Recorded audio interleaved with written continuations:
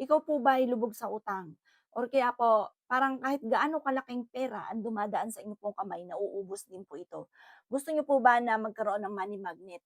Pero kailangan mga bossing ko, bukod sa pagiging masipag at matiyaga, hindi kumbaga sa mga pampaswerte, hindi po puwedeng aasa ka dito. Wa-effect po ito kapag po ikaw ay batugan. Pero kung ikaw po'y masipag at matiyaga at parang walang pinatutunguhan ng pagiging masipag at matiyaga, mainam mga bossing ko ay magawa niyo po ito. Ito pa mga bossing, kailangan positive ka kapag ginagawa niyo po siya. Makaka-attract po ito ng swerte. Kayo mismo magpapasalamat sa pampaswerteng ito mga bossing. Kasi ako nakaranas din ako na nalubog sa utang, ang daming problema, parang kahit gaano kalaking pera, dumadaan lang sa kamay. Mainam na magawa niyo po ito ng 3 araw na sunod-sunod. Kumuha po kayo mga bossing ko ng luya. At ang luyang ito, maliit lang naman ang ating gagamitin. Hindi lahat po ito. Yan. Ay naku, ay maputol. Yan. Kaya naman pinakita ko sa inyo ang pagputol para fresh na fresh. O, nakita niyo ba, fresh na fresh. Ngayon, kaliwat kanan ng palad ninyo, pupunasan niyo po siya.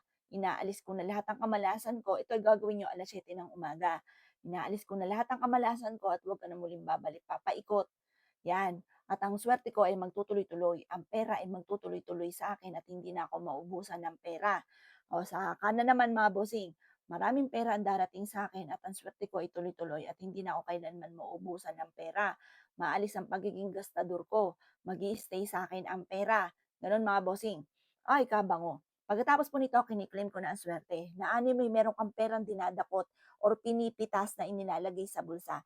Maraming pera ang darating sa akin, maraming maraming pera ang darating sa akin. Gano'n ang gagawin po ninyo. Pagkatapos ito, ilagay muna sa ref. Pagkatapos kinabukasan putulin para fresh uli. Gano'n uli, 3 araw, 3 araw. Yung pinutulan, ipunin niyo lang, ilagay niyo sa ilalim ng inyong, higaan. Lagay niyo yung pinagputulan, ilagay niyo para hinihigop yung negative energy sa ating katawan. Pagtapos ng 3 araw, gano'n ang gagawin po ninyo na ikatatlong araw mga bossing ko, kunin yung pinagputulan at itapon niyo ito mas mainam sa mga running water, yung mga ilog na talagang umaagos. Kasi may ilog, oo, tinapon niyo sa ilog pero stuck yung ilog. Kaya kailangan umaagos po siya para yung malas po natin mga bossing ko, lalo na sa pinansyal, sa pera, ay naitatangay na ng tubig. Ganun po yan, isa po yan sa mga sikreto. At pagkatapos po niyan, kiniklaim ko na ang swerte, maraming pera ang darating sa akin.